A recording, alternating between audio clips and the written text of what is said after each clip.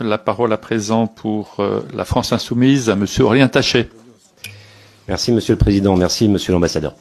Le 7 avril, ce sera effectivement, ça a été rappelé, la journée internationale consacrée au génocide des Tutsis au Rwanda. Un concert était prévu en France à cette date, le concert Solidarité Congo. Vous avez demandé son report, Monsieur l'Ambassadeur, et vous avez eu raison. Rien ne doit pouvoir entraver le devoir de mémoire sur le génocide et l'horreur que vous avez justement rappelé. Mais rien ne doit non plus pouvoir entraver le devoir de solidarité avec le peuple congolais, aujourd'hui victime d'une guerre d'agression menée dans l'est de la République démocratique du Congo. Après la défaite temporaire du M23 en 2013, 11 pays de la région des Grands Lacs, dont le Rwanda, se sont mis d'accord pour mettre un terme au conflit le plus meurtrier depuis la Seconde Guerre mondiale et garantir la paix au Congo.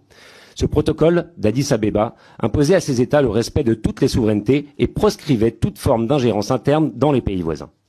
Alors, Monsieur l'Ambassadeur, j'ai bien compris que vous nous disiez que, que votre pays n'avait aucun lien direct avec le M23.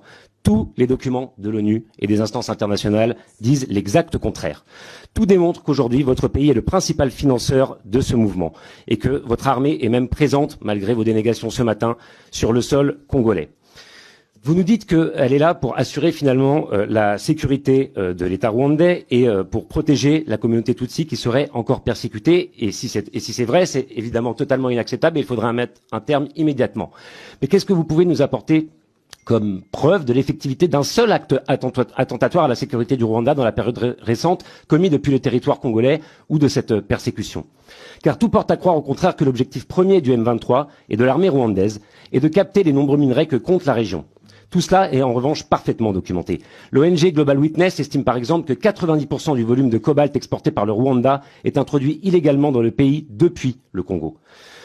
Aucune action de groupe terroriste n'est effectivement tolérable, mais aucune action de groupe terroriste ne peut justifier non plus le massacre de populations civiles ou la volonté d'annexer un pays.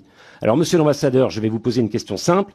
Est-ce que votre gouvernement compte ou non appliquer la résolution 2773 du Conseil de sécurité qui demande le retrait immédiat des troupes rwandaises et du territoire congolais et la cessation de tout appui au M23? Et est-ce que, puisque vous avez parlé de solution politique, la solution politique que vous imaginez, enfin celle que vous avez à l'esprit, garantira bien l'intégrité territoriale de la République démocratique du Congo? Merci.